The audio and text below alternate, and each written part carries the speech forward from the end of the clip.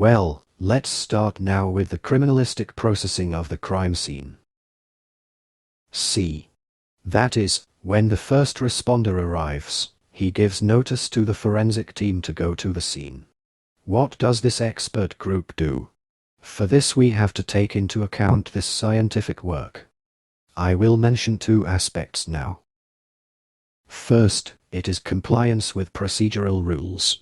If this compliance with the procedural rules, that is to say what the Code of Criminal Procedure of the Oriental Republic of Uruguay says in your case. Why is it important to take this into account? Because if I perform any action that is not in accordance with what the procedural code establishes, what will happen is that all the evidence that is gathered or all the proof that is produced from that event in which I did not follow what the code said will fall. It will not be useful even if it is the most incriminating evidence in the world.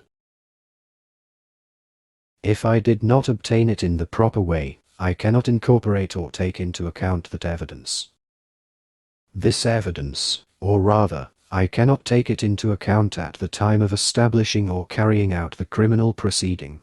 The trial did. This is what is called in law as the fruit of the poisoned tree, that is to say, everything that is born or everything that arises from that poisoned tree will not be of any use to us. That is why it is important to know the procedural rules that apply in the jurisdiction where I am working precisely for this, so that all the work I do is useful for the criminal investigation I am developing and that the proceedings do not fall apart, as they say. That is, a search that is poorly done, a test or evidence that was poorly collected, or an expert opinion in which I did not invite the opposing party. Maybe it's going to be declared null and void and I won't be able to use it in the process. So this first call for attention is the one I would like to raise, and it is the compliance with the procedural rules.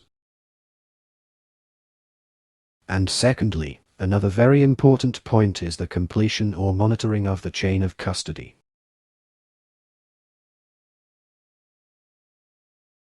The chain of custody is a form basically like the one you see on the screen. What is this form for? Well, this form accompanies every piece of evidence that we collect at the crime scene. Then, look, it will have all the house data such as date, time, cover page, etc. It will have a description box that will describe the item that I am sequestering.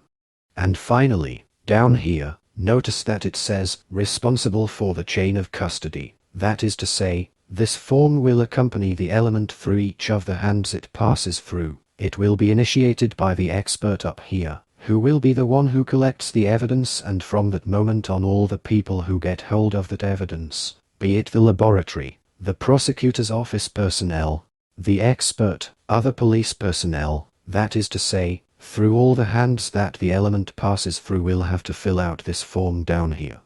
This format that I show you here is one of the formats that exists. There may be other forms, there may be other presentations, but in reality the spirit of the chain of custody is this: it is to record all those responsible for the evidence and the operations that are carried out.